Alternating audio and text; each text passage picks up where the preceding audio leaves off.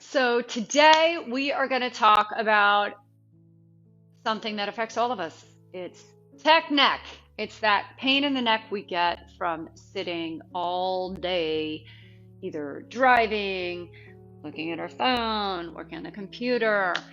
And basically, what happens is our body gets out of alignment, and then there's just a ripple effect of muscle contractions that happen to try to support that malalignment, and then we end up in pain because that's not what the muscles are supposed to be doing all day. They're supposed to be kind of relaxed and balanced, holding us in proper alignment. And when we're out of alignment, some of them stay contracted in ways that are not cool. So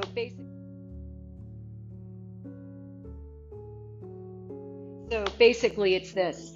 When we kind of sit and we're not paying attention, our pelvis goes into what's called an anterior tilt. The top of your pelvis tilts forward. This causes a strain in the lower back you feel. Your hips get very, very tight in this position. Your stomach hangs out, and this is not supported. And then the ripple effect of that is that as the spine goes up, the chin goes forward, the chest kind of caves in, and we end up in this position. And when the chest is kind of caved in on itself, especially if you're not working out regularly and these muscles aren't very strong, they become what's called hypertonic. That's the worst possible combination. That means tight and weak. No bueno, because then what happens? This muscle, the upper trapezius, decides it needs to help out, and it just holds like this. And this isometric contraction all day, that just holding there, really gets exhausting. And then by the end of the day, you wish somebody would just come and jam their thumbs into your shoulders and your neck and release it, and your jaw gets tight, everything. So let's fix it, right? Now that you understand. So we're going to release the hips, we're going to release the chest, and guess what? You're going to line back up. These muscles are going to relax, and within a little bit, you're going to feel better, immediately better, and more energized. So the first thing we want to do is release the chest and just warm up a little bit. So you're going to sit at the edge of your chair. I'm going to hop over to this chair so you can see at the edge of the chair, your hands, fingertips facing forward. You're going to just push down, connect your breath. We're going to inhale up, exhale, release it. Good. So you're pushing the chair away. This is going to stretch out your palms, stretch out your forearms a little bit. You'll feel your biceps stretching out. And exhale. All the muscles that kind of get involved in typing all day, give those a break as well. And exhale. And what we want to be sure of here is to keep the chin down. The head is just floating on top of the spine. You don't want to shorten the back of the neck because that will actually add to the tension, right? So we're just getting this release across the chest, and slowly the neck is going to get let go. Inhale one more time. Exhale, and now we're going to walk this. So push up to this elevated position. This is a modified camel pose from yoga. And we're just going to walk one hand, then the other hand. And so we increase the stretch on one side, then we switch to the other side. And connect your breath. Inhale, exhale, tiny breaths. Good. So whatever pace works for you. If you want to energize, you can take really short, quick breaths and a quick exhale. Or if you need to slow down, because you want to calm a little bit, just adjust your breath accordingly. Okay? Good. From here, let's start working on the hip. So we'll take your ankle across your knee wherever you're at. If your hips are really tight, the knee is way up high, don't worry about it. It doesn't have to look like anything. I have pretty tight hips for being a fit pro, right? All we're going to do is pull forward and back. So we're going to draw the chest forward, round the back. And again, inhale, connecting the breath, and round the back. So you want the spine to go this way and the spine to go that way, right? Trying to create space between the vertebra, and you're going to feel that hip release. Why do we keep moving? Because we're cold. To just hold a static stretch when we're cold actually risks injuring the muscle, making little microscopic tears in it, and then adding more tension as the body tries to fix that. Switch sides. So what's going to happen when you take this leg up, by the way, is your leg is going to kind of want to move in to support it. Keep it right in alignment with your hip. You're actually going to have to move it out a bit.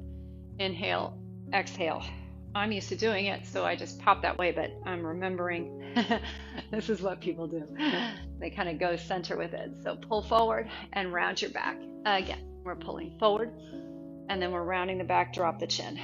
Lift, let that head float up on top, and then drop. So we stretch the back of the neck just a little bit in this. as we release the hips. Abs are deep the whole time. They're just slightly engaged. Exhale, connect that breath. 2 more. Inhale. Exhale.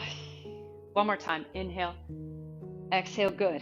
And now from here, we're going to open, release in the hip flexors to try to get that anterior tilt of the pelvis to release back a little bit. So all you're going to do, sitting on your chair, is turn into like a little bit of a lunge. But I'm still sitting here. The chair is totally supporting me. I'm not working at all. And good. And then we're going to turn to the other side. We never start with this exercise. You see, we've done 2 things to increase some blood flow in the body because we don't want to pull anything. And you see how I'm not really holding here very long. I'm moving through this position. Let's connect the breath. So this will be an inhale on this side. And then hold the breath still as you switch, and then exhale. Hold the breath still as you switch. Inhale.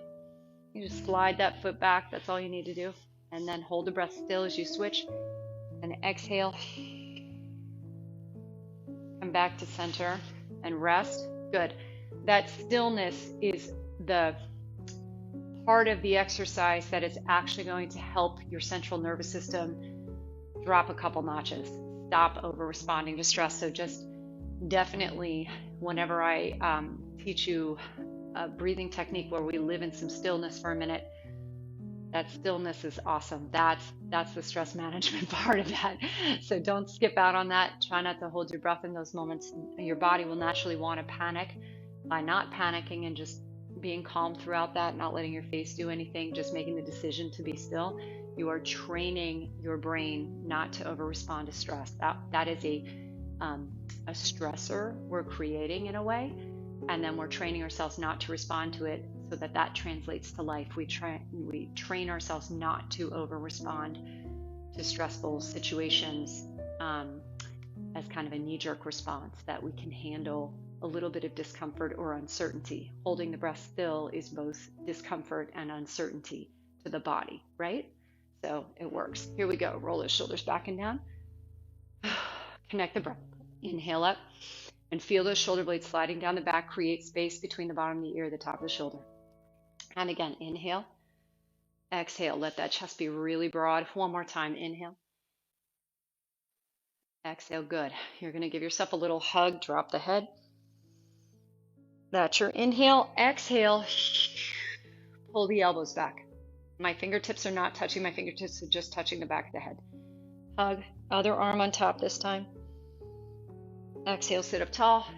Hands just touching the back of the head and pull the elbows back. Good. 2 more. Inhale. And exhale. Pull those elbows back. Last time. Here we go. Inhale. Exhale. Pull the elbows back. Good. Drop this down. And we're going to just reach up and pull the opposite arm down. Create some space between the bottom rib, top of the hip. Switch. Inhale.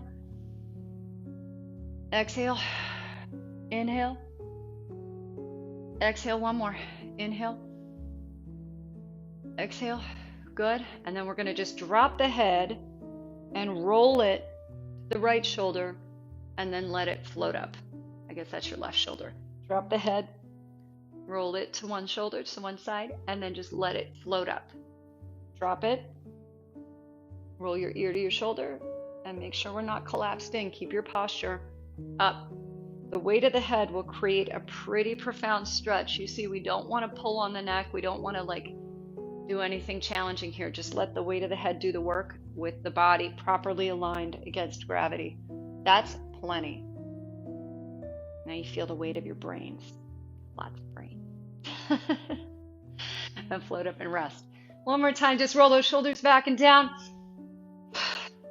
Quick hug, quick open, quick hug, quick open.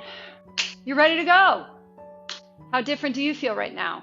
You've oxygenated both your body and your brain by breathing in different rhythms. A little quick in and out, also then a paced in and out with stillness. You'll feel that, wow, we've actually energized a ton. And you can feel that wherever you were at before you did this, whatever was churning in here in your gut, that, all the to-dos and the challenges and the stress, feel how you feel right now. I bet you are, some percentage better to be able to handle those things that are on your mind. And hopefully that physical sensation that accompanies stress is lessened at this point. Okay, I'll see you next time.